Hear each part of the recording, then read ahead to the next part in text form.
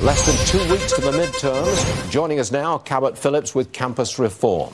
Can you tell us how millennials are going to vote? Well, I think the question is if they're going to vote at this point. I think the left and the Democrats have really taken for granted that, hey, young people vote for Democrats, so they're going to come out for us in waves and record numbers in the midterms. And I just don't think that's the case. I've talked to thousands of young people in the past year with Campus Reform on different campuses, and a lot of them feel disenfranchised by the Democrat Party. A lot of young Bernie supporters on the left still are angry at the Democrat Party for the way they handled the DNC convention. They feel as if Bernie had the nomination robbed from him. That's going to play a role. And also, I think a lot of just people in the middle are looking at the Democrat Party as the party that cried wolf. Okay. They've consistently been told for the last 2 years the world's going to end if Trump gets power. If Gorsuch is nominated, if Kavanaugh is nominated, millions of people will die. If net neutrality happens, the world's going to end.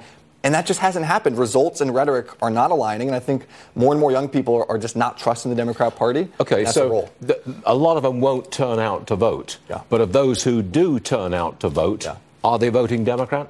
Mostly? It's tough to see right now. I do think there's an overwhelming pressure for young people to go to the left. I think young people see what happens to conservatives and they see what happens to Republicans around them and how they're threatened and ostracized, and I think they fear that. I do think there's more unity in the Republican Party, though, for young people.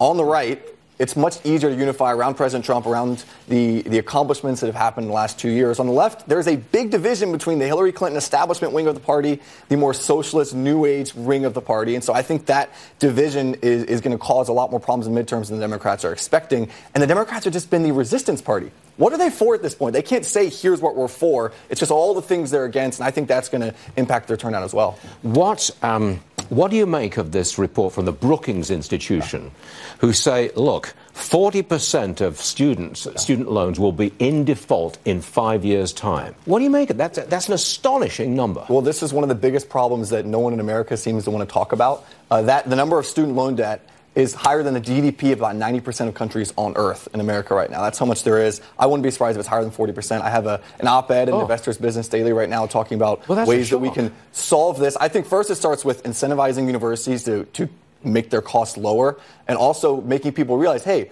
when these loans default, it's going to be average taxpayers that are footing the bill because people are going to try to get them to cover their default. Serious problem. Thanks very much indeed, Cabot. I've got to segue quickly because of those suspicious packages sent to the homes of the Obama